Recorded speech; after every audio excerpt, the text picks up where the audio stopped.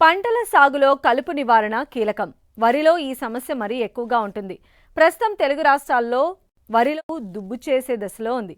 ముఖ్యంగా వివిధ పద్ధతిలో వరి సాగు చేసిన రైతులు సకాలంలో కలుపును నివారించకపోతే పంట దిగుబడితో పాటు పెట్టుబడులు కూడా పెరిగే అవకాశం ఉంది. కాబట్టి రైతులు సత్వరమే కలుపు నివారణకు చర్యలు చేపట్టాలని సూచిస్తున్నారు శ్రీకాకుళం జిల్లా రాగోలు వ్యవసాయ పరిశోధనా స్థానం సీనియర్ శాస్త్రవేత్త డాక్టర్ డి శేఖర్.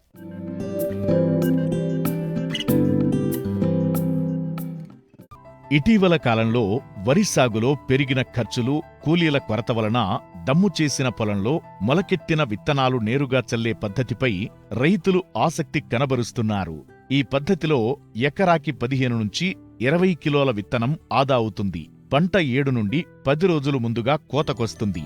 నారు పెంపకం, నారు పీకడం, నాట్లు వేసే పని ఉండదు.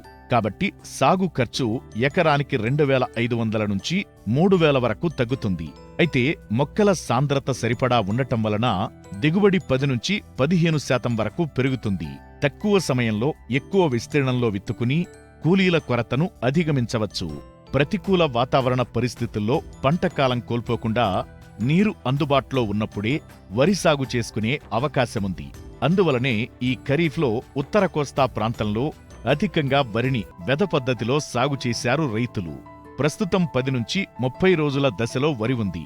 అయితే కలుపు తీవ్ర ఇబ్బందిగా మారింది. దీనిని నిర్మూలించేందుకు చేపట్టాల్సిన సమగ్ర యాజమాన్యం గురించి రైతులకు తెలియజేస్తున్నారు శ్రీకాకుళం జిల్లా రాగోలు వ్యవసాయ పరిశోధనా స్థానం సీనియర్ శాస్త్రవేత్త డాక్టర్ డి శేఖర్.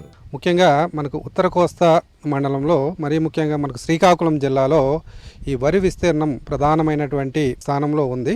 సో మనకు ఈ వరిలో ముఖ్యంగా మనకు ఈ శ్రీకాకుళం జిల్లాలో వెద పద్ధతి అనేది చాలా ప్రాముఖ్యంలో ఉంది.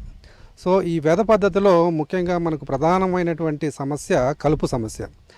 దీనిని నివారించడానికి ప్రస్తుత తరుణంలో కూలీల సమస్య ఎక్కువగా ఉన్నందున రైతులందరూ కూడా ఈ రసాయనాల కలుపు మందుల వైపు మొగ్గు చూపుతూ ఉన్నారు.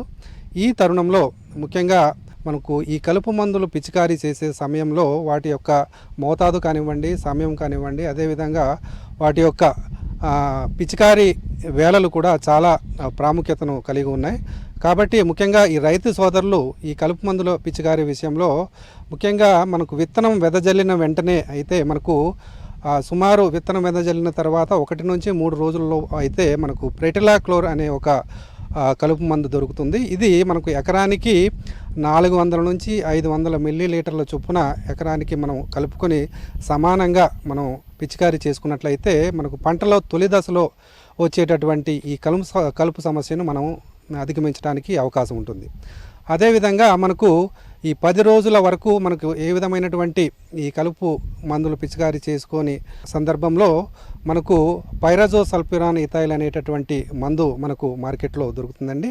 ఇది ఎకరానికి 100 ml చొప్పున మనం సమానంగా పొలమంతా సమానంగా పడేటట్లు పిచికారీ చేసుకున్నట్లయితే మనకు ముఖ్యంగా ఈ 20 నుంచి 30 రోజుల దశలో వచ్చేటటువంటి ఈ కలుపును మనం నివారించుకోవడానికి అవకాశం ఉంటుంది. అదేవిధంగా మనకు ఏదైనా కారణాల వల్ల ఈ తొలి దశలో మనం ఈ కలుపు మందులు పిచికారీ చేసుకునే పక్షంలో మనకు 15 రోజుల దశలో, అంటే ఎక్కువగా మనకు పొలంలో గనక ఈ గడ్డి జాతికి సంబంధించినటువంటి కలుపును మనం గుర్తించినట్లయితే సైహలోపాబ్యూటైల్ అనేటటువంటి మందును ఎకరానికి 400 మిల్లీలీటర్ల చొప్పున, అంటే లీటర్ నీటికి 2 మిల్లీలీటర్ల చొప్పున కలుపుకొని మనం పిచికారీ చేసుకున్నట్లయితే మనకు ఈ వరిలో వచ్చేటటువంటి ప్రధానమైనటువంటి ఈ ఊదర వంటి ఈ మన గడ్డి జాతికి సంబంధించినటువంటి కలుపును మనం నివారించుకోవడానికి అవకాశం ఉంటుంది. అదేవిధంగా మనకు ఈ గడ్డి జాతితో పాటు ఏదైతే మనకు ఈ వెడల్పాటి ఆకులు, తుంగ ఇటువంటి కలుపు కనుక ఎక్కువగా ఉన్నట్లయితే మనం బిస్బైర్బాక్ సోడియం అనేటటువంటి మందును ఎకరానికి 80 నుంచి 100 మిల్లీలీటర్ల చొప్పున మనం పిచికారీ చేసుకున్నట్లయితే ఈ అన్ని రకాల కలుపును మనం ఈ పొలంలో నుంచి మనం సమర్థవంతంగా నివారించుకోవడానికి అవకాశం ఉంటుంది. తర్వాతి దశలో, అంటే మనం విత్తనం విత్తినటువంటి 20 నుంచి 30 రోజుల దశలో కనుక మనం కలుపును గమనిస్తే మనకు ఈ పొలంలో ఏదైతే ఈ అన్ని రకాల కలుపు మొక్కలు, ముఖ్యంగా ఈ గడ్డి జాతి కానివ్వండి, తుంగ, అదేవిధంగా వెడల్పాకు ఈ కలుపు కనుక ఉన్నట్లయితే మనకు ఈ ఆల్మిక్స్ అనేటటువంటి మందు మనకు ఎకరానికి 8 గ్రాముల చొప్పున పిచికారీ చేసుకున్నట్లయితే అన్ని రకాల కలుపు మొక్కలను మనం నివారించుకోవడానికి అవకాశం ఉంటుంది.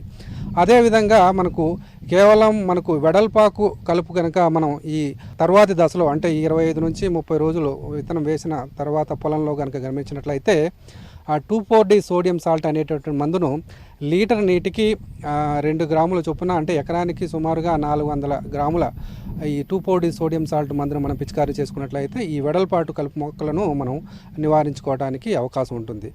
అదేవిధంగా మనకు 30 రోజుల తర్వాత కనుక మనకి ఏ విధమైనటువంటి కలుపు మనం పొలంలో గమనించినా సరే మనకు ఈ రసాయన కలుపు మందుల వల్ల మనకు అంతగా ప్రయోజనం ఉండదు కాబట్టి మనకు మనుషుల చేతనే మనం కలుపు తీయించి పొలంలో నుంచి ఈ కలుపును నివారించుకోవడం చాలా ముఖ్యమైనటువంటి పని అండి. కాబట్టి రైతు సోదరులందరూ కూడా మనం విత్తనం విత్తిన 30 రోజులు అంటే సుమారు నెల 10 రోజుల లోపు కనుక మనం ఈ రసాయన కలుపు మందులతో మనం కలుపును నివారించుకోగలిగితే మనకు ఏదైతే ఈ ఆశించినటువంటి దిగుబడులు మనకు ఆ రకాన్ని బట్టి మనం పొందడానికి అవకాశం ఉంటుంది.